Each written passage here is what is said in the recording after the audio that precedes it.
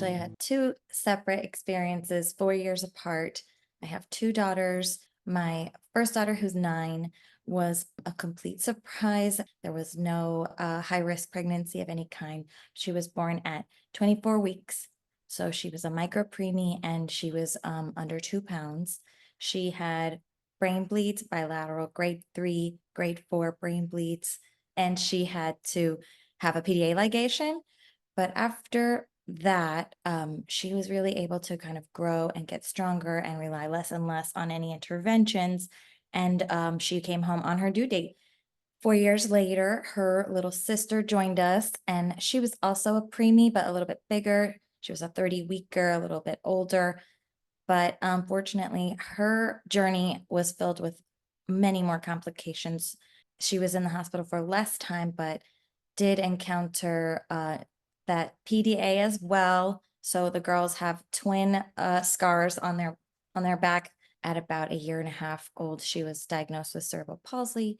So we have her, followed for a lot of reasons and to help her with her development that is pretty delayed. What I think went well was how the all of the medical professionals handled being able to communicate with us through helping educate us and understand what all the machines meant and what they did and what their purposes were for and how we could monitor them when we were visiting. And I really felt like we had the freedom or the permission, if that makes sense, to always voice if we had a concern or wanted to ask a question. It never felt like we couldn't say something or speak up. And that started this great kind of foundation of understanding and communication, which carried forward in both of our experiences. The challenge I felt was sometimes navigating the different teams because we were there for such a long time.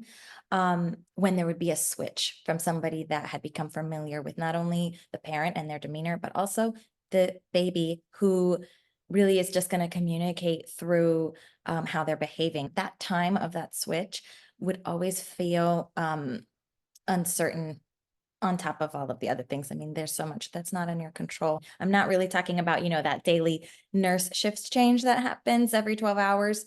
I just more so mean sometimes there were teams specifically assigned, for a duration of a week or two, and then that would have to switch. So that would be hard sometimes.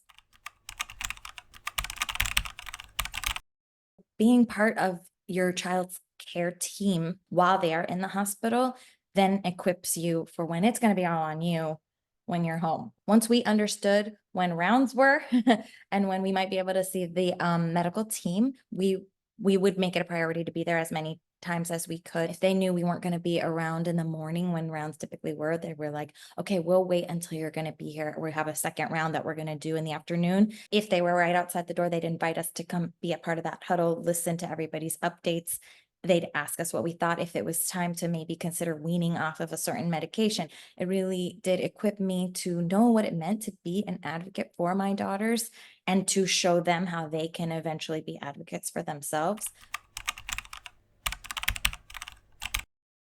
The Family Advisory Council is a group of parents who have had different experiences across, the Children's Hospital and the NICU, who are able to listen in on different initiatives that are going on in the hospital and provide feedback from the parent and patient perspective, where our feedback is really taken into account so that we can help the next parent that's going to be there at the hospital with their child have an even better, more included experience, and be able to feel just as heard as we feel on the council.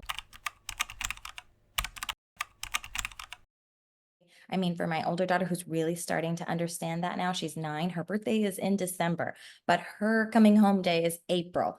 For her to realize and think back, do you remember how long ago your birthday was now? And that's how long you were there. So we are honest about that and then tell them both how with time, they got stronger and bigger, and that it is still part of their journey. Since they're both preemies, there are things about them that they've had to work a little bit harder to develop than like a typical baby would. My advice would be to